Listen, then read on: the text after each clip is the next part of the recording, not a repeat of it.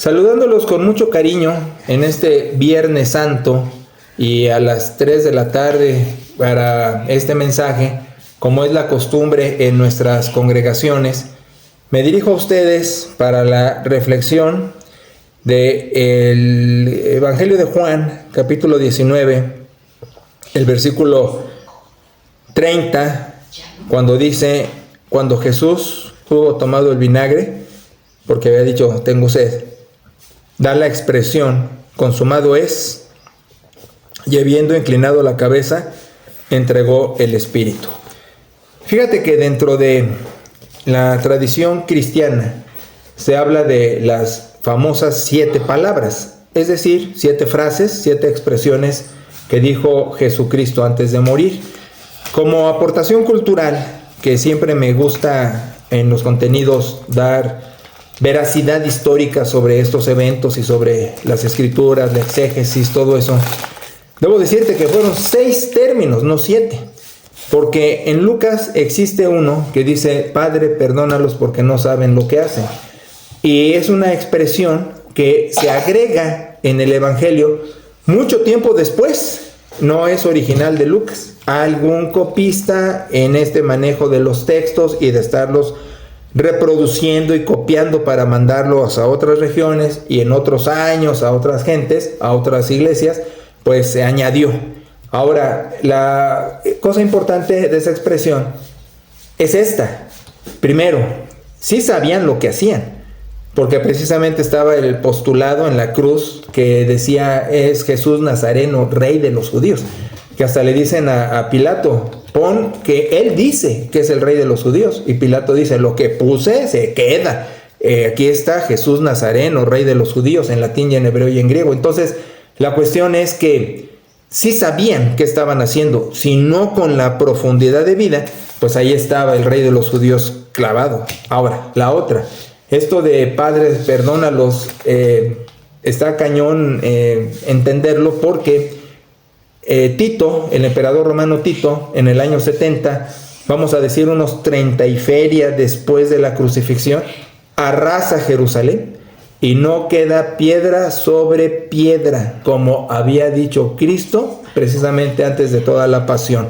Dice, este templo no va a quedar piedra sobre piedra. Y había 2 expresiones ahí, 2 mensajes sobre su persona y sobre la construcción. No va a quedar piedra sobre piedra. Y fue precisamente que Lucas escribe su evangelio, te diré, sentado en las piedras, en los ladrillos de la destrucción de Jerusalén por el emperador romano Tito. Entonces, esa expresión pues llega más tarde y sí saben lo que hacen y Tito desbarata Jerusalén. Entonces, es una expresión fuera de lugar de estas 6 que sí dijo Cristo. Y consumado es, pues muy legítima, tiene todo el valor de la expresión que dijo Jesús. Fíjate que a mí me conmueve mucho porque es lo último que dice, ¿sí? Inclina la cabeza y entrega el Espíritu. Ahora, en otro momento, los otros evangelios manejan esto de la oración del niño, ¿verdad? Padre, te doy mi espíritu. Me trabé porque me quedé pensando cómo es la oración en hebreo, cómo la han traducido en español, pero esa que dice el niño en paz me acostaré y así mismo dormiré, y te entrego mi espíritu para dormir, Señor, es la frase que emplea Jesús. Y entonces ha habido la confusión. Bueno, ¿qué fue lo último exactamente que dijo Cristo? Si la oración del niño judía de que en tus manos encomiendo mi espíritu, o la de expresión de consumado es. Nos vamos a quedar con la de Juan, porque Juan es filosófico, es teológico y maneja muchos símbolos. Entonces, cuando dice consumado es, dice inclina la cabeza y muere, entrega el espíritu. Ahora, acuérdate, ya lo he mencionado antes, pero hay gente que recién se ha incorporado a la iglesia. Esto de entregar el espíritu no es una cuestión dicótoma de que hay cuerpo y hay espíritu, el cuerpo se queda y el espíritu se va. Esa es una idea griega platónica, neoplatónica, donde se da la intención de que el espíritu es bueno y la carne es mala, y de esa manera entonces tenemos dos o a veces tres cosas dentro de uno: espíritu, alma y cuerpo. Ahora, eso no es así. En el judaísmo y nuestra herencia de pensamiento judío, cristiana, es que alma, espíritu y cuerpo son sinónimos. Son sinónimos. No es el momento, no me voy a desviar en una clase, pero en el Antiguo Testamento hay muchísimas expresiones donde se usa cualquiera de ellas para describir a la persona. Ahí viene el alma de fulano, ahí viene el espíritu de sutano, ahí viene el cuerpo de fulano. O sea, las tres como sinónimas, no por partes. Ahora, la idea griega es esa: se muere uno y se va el fantasmita volando de uno. Eso es falso. La cuestión es tan simple en el absolutismo divino, que cuando uno muere, en el absolutismo divino, donde no hay espacio-tiempo, pues ya estamos todos con Dios. Pero la otra es que por el Espíritu Santo Dios vive el tiempo con nosotros, vive el cronos, el cronómetro, el tiempo, y entonces está esperando la resurrección de todos, ¿sí? Ahora, aquí lo padre es que Cristo resucita, asciende a los cielos, en donde no hay espacio-tiempo, glorificado, pero a la vez la parusía, su manifestación última visible, nos va a competir a todos para estar en la resurrección con Él para siempre. Ahora, aquí el tema, el asunto es que la muerte de Jesús y entregar el Espíritu está diciendo: murió todo, murió todo. Y esto contra herejías que surgieron pronto, fíjate. En la historicidad de estos textos, del manejo de las verdades que sucedieron y las leyendas urbanas y lo que empezó a decir la gente, había posturas donde se decía que Cristo no murió. Fíjate, que Cristo no murió.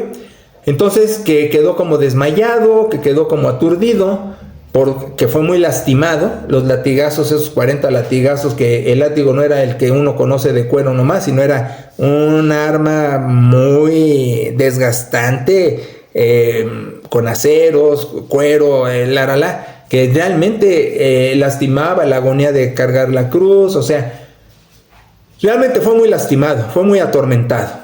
La película de Mel Gibson, muy morbosa, muy cruenta, maneja todo eso con un detalle que ya le llamo yo morbo, pero sí fue muy lastimado el Señor. Entonces, dicen, en la cruz queda desmayado, y eso es una anomalía, porque la cruz era un instrumento de muerte.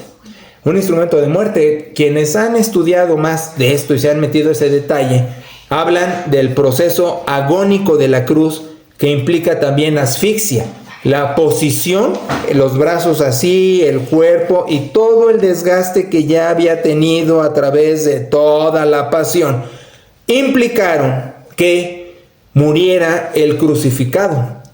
No solo Jesús, sino los otros crucificados. Ahora, cuando los ladrones están al lado de Jesús y les rompen las piernas para que el peso caiga más sobre pulmones y todo eso para la asfixia, nos hacen ver más la cuestión de que el crucificado, cualquiera que hubiera sido, va a morir en un proceso agónico de asfixia.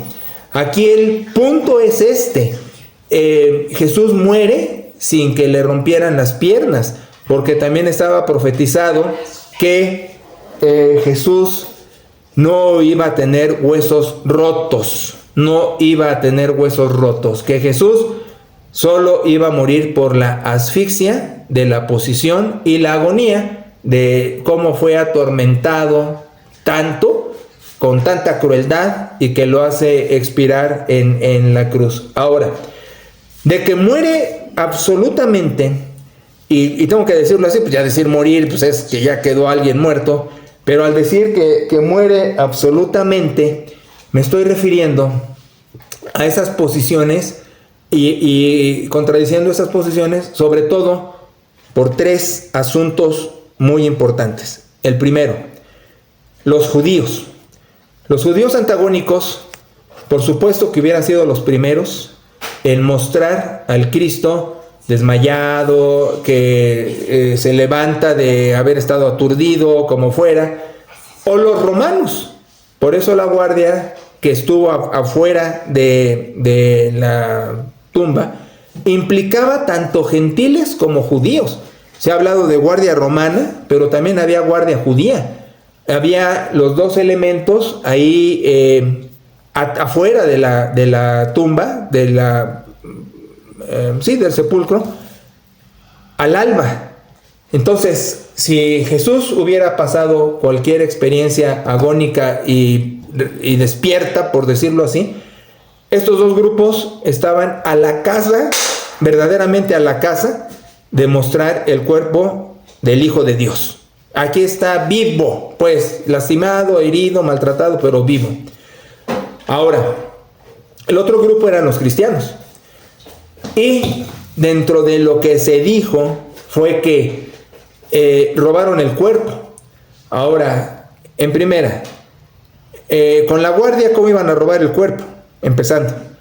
En segunda, ¿dónde lo iban a esconder?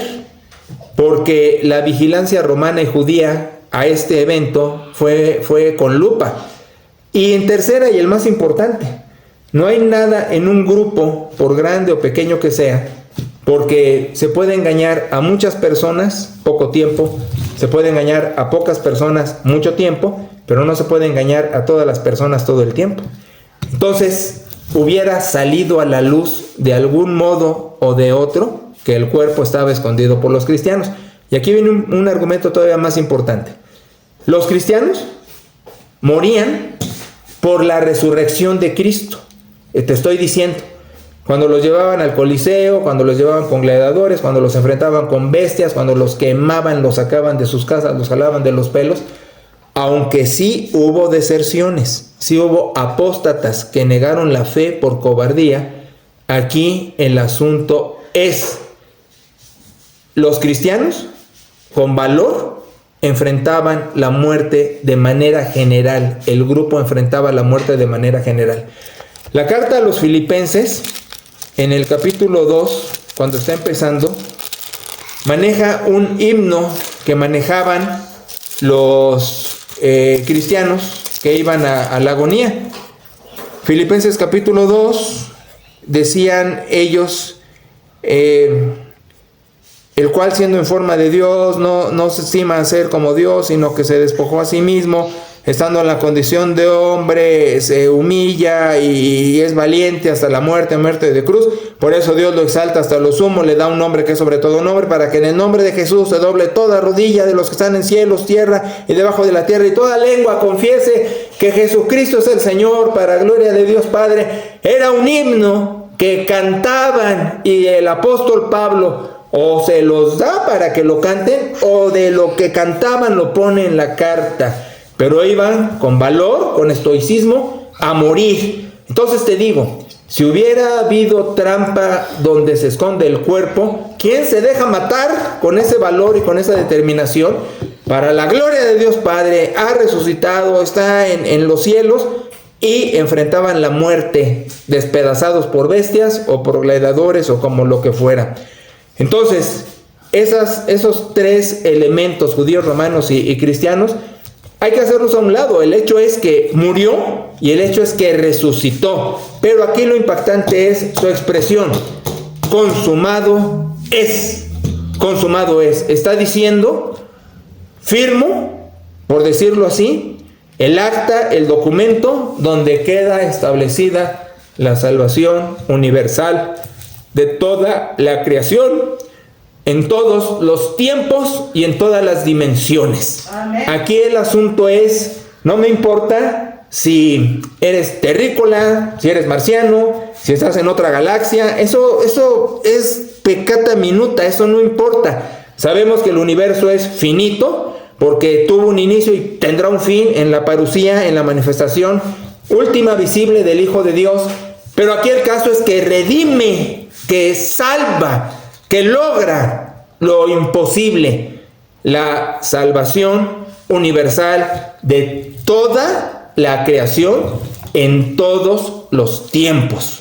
Y mira, llamo tu atención y quiero dejarlo claro y firmado, que mucho hemos dañado los que manejamos púlpito y expresiones y discursos diciendo que la salvación tiene exclusividad. No es cierto. Que la salvación requiere un elemento. No es cierto. Porque nunca va a ser por obras. Y déjame decirte, ni siquiera la fe. Porque la fe sería una obra. Y no es por obras para que nadie se gloríe. No es tu fe lo que te salva. Es el Hijo de Dios que te salva. No es que tú escogiste al Hijo de Dios. Es que el Hijo de Dios te escogió a ti. Y cuando dice consumado es, lo pudo hacer. Y no es selectivo, no es discriminatorio, no es exclusivo. Es al universo, implicado todas las galaxias, implicadas todas las criaturas, implicado todos los tiempos. Dios siempre ha sido padre de su creación, siempre. Hay confusión de que cuando crees ya eres hijo de Dios. No es cierto. La Escritura, cuando dice eso, el mismo Juan, con símbolos, está diciendo, te das cuenta que eres hijo de Dios, te das cuenta, has descubierto que tienes un acta de nacimiento de Dios. No que en ese momento llegues a ser, sino el poder de ser hijo de Dios es que encontraste el documento. Ha habido gente que pierde su acta de nacimiento, que pierde documentos importantes, y cuando los encuentra, festivamente celebra que los ha encontrado. O un hijo que es registrado en el registro civil, vaya las expresiones, y tiene su documento de hijo legítimo. Lo que te estoy diciendo es lo que anuncia Juan, que le da poder de ser hechos hijos de Dios, es haber descubierto lo que está diciendo aquí, que el Hijo de Dios hizo lo suficiente y absoluto y total para salvar a todas las criaturas de todo el universo con esta expresión, consumado es. La salvación sí es gracia, pero es una gracia cara, es un obsequio, pero es un obsequio súper valorado. ¿Por qué? Porque demandó la sangre del Hijo de Dios. Y cuando dice Jesús, consumado es, está afirmando lo que para los hombres era imposible, lo que el diablo quiso estorbar desde siempre, pero Dios ganó. Y ganó con esta situación de encarnarse, de estar aquí enseñando, predicando, pero pasar la pasión, ser atormentado y llegar a la crucifixión para resucitar, que es de lo que se va a hablar el domingo, porque no quedamos con un Cristo en la cruz, quedamos con un Cristo fuera del sepulcro, haciendo lo imposible, la resurrección, que garantiza este juego de palabras. Fíjate las preposiciones: muere para ti, muere por ti y resucita para ti. Fíjate, muere por ti y resucita para ti. Y aquí es algo sensacional, porque es verdad que el Nuevo Testamento enfatiza la fe de algunos cuando se da la ocasión, pero más de las veces enfatiza cuando no hay fe y Dios actúa en las vidas de las gentes. Te estoy diciendo, la obra de gracia es de Dios, no es del hombre. La fe puede ser una obra y la fe no te salva como obra. Aquí quiero que entiendas que el hecho de la muerte de Dios te salva. Lo sepas, no lo sepas, tengas fe, no la tengas, lo entiendas, no lo entiendas, pero lo mejor de todo es entenderlo. Lo mejor de todo es ver tu acta de nacimiento que te da poder, como dice la Escritura hermosa, y que te des cuenta que eres un redimido por la sangre de Cristo y te conviertas en un discípulo, en un seguidor. Porque fíjate bien, el Nuevo Testamento nunca le dijo Jesús a la gente lo que nosotros hemos venido diciendo en la historia cristiana en diferentes etapas y de diferentes modos. Alza tu mano y cree en Jesús como tu único y suficiente Salvador personal. Jamás Jesucristo dijo eso en los evangelios. Lo que Jesucristo dijo fue: sígueme a Coloseo, sígueme a Coloseo, sígueme. Eso le decía Jesús a la gente. Cuando Jesús le decía a la gente, sígueme, estaba implicando dos cosas en una sola. Nosotros en castellano tenemos dos verbos: discipular y seguir. Discípulo y seguidor. Dos expresiones. En griego es solo una. Por eso nosotros nos confundimos. Aquí puede ser uno un seguidor de un político porque me convino, porque me da una torta, o puedo ser discípulo de alguien sin ser su seguidor, nada más me gustan sus contenidos. Pero en el idioma de la Biblia, cuando Jesús les dice a Coluseo, sígame, está metiendo las dos cosas. Tienes que ser mi discípulo y seguirme, o seguirme y ser mi discípulo, porque las dos cosas son lo mismo. Entonces te estoy diciendo, ¿cuál es el valor de nosotros hoy día? Digo, gente que ama a Cristo y está en Él, ser discípulo, seguirle, es decir, obedecer, ser fiel, ser constante, priorizar al Hijo de Dios, sus reuniones los domingos, sus reuniones por línea, como sea, las oraciones, las escrituras, ser discípulo, que es más, nada más que ser creyente nominal o de asistencia o sentarme o ir si quiero o no quiero. No, ser discípulo es ser un seguidor. ¿Y eso qué implica? Obviamente que en el reino pues estaremos más cerca de nuestro Salvador. Eso es lo que implica, porque aquí viene el otro que está en el libro de Santiago. La fe sin obras es muerta. Es decir, que como seguidores sí cuenta todo nuestro quehacer, toda nuestra actitud, todas nuestras acciones. Entonces el seguidor, el discípulo de Jesucristo, obviamente tendrá un lugar prominente en el reino. Y en cambio, el que pues ni siquiera movía los dedos o ni siquiera estaba enterado de la obra expiatoria de Jesús, pues estará en la fiesta, pues ahora sí que coladito en los últimos sitios y no disfrutando tan plenamente el banquete, por decirlo así metafóricamente, de la fiesta con el Hijo de Dios. Entonces por eso decimos, no te pido que haces la manita y que digas que crees. Lo que te digo es, a Coluseo, sigue a Cristo como discípulo, sea un seguidor de Jesús y compromete vida, pertenencias, posesiones, prioridades, gustos por seguirle. Porque Él dijo, consumado es. Lo hizo y lo hizo bien. No le faltó. Aunque el apóstol Pablo en Colosenses dice, continuó con lo que le faltó, y parece que dice que Cristo no lo hizo completo. No. El apóstol Pablo se está refiriendo a que ahora tomó la estafeta como seguidor, como discípulo, y continuó echándole ganas en el reino y hablando de Él y sirviéndole y siguiéndole y obedeciéndole y priorizándolo, porque lo que hizo Jesús fue definitivo, fue sustancioso, fue absoluto con esta preciosa expresión. Lo hice, consumado es. Y fíjate todo, fíjate todo, porque no solo fue kenosis, encarnación, como está en Filipenses 2, que deja la comodidad divina para encarnarse. No solo fue eso, sino que, como dice en Filipenses 2, se humilla, toma condición de hombre, padece lo que padeciste tú igual que yo, pero también la pasión, todo ese tormento horrible, la cruz, la herramienta más horrible, el instrumento más espantoso para matar a lo peor de la sociedad de su tiempo. Ahora es un adorno, ahora lo lucimos, pero es como ponerse una silla eléctrica, una horca de adorno, porque eso significaba en el tiempo aquel de tortura, de muerte horrible. Pasa por eso y resucita. Y dice Jesús, lo hice. Pero Él pasó también por su Getsemaní, pasó en la agonía de decir, ay, esto está durísimo porque voy a cargar el pecado universal de todas las criaturas, de todos los tiempos, de toda la historia. Lo cargo en la cruz, está cañón, aparte del tormento físico, la carga emocional que eso implica. Y le decía al Padre que pase esta copa, y dice, pues que no se haga mi voluntad sino la tuya, como discípulo.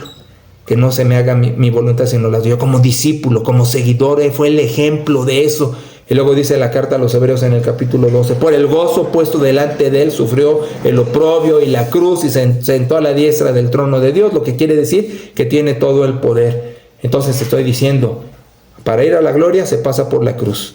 Para estar en la fiesta del banquete del reino se pasa por ser discípulo. Y por ser discípulo es un seguidor. Y el Cristo histórico, el Cristo glorificado, el Cristo cósmico está gritando desde los cielos antes de su parucía. Lo hice, consumado es. Entonces te digo, Tú vas a ver a todas las personas, dice las cartas a las 7 iglesias de Asia en Apocalipsis, una multitud incontable, no se puede contar a toda la existencia humana de todos los tiempos, no se puede contar.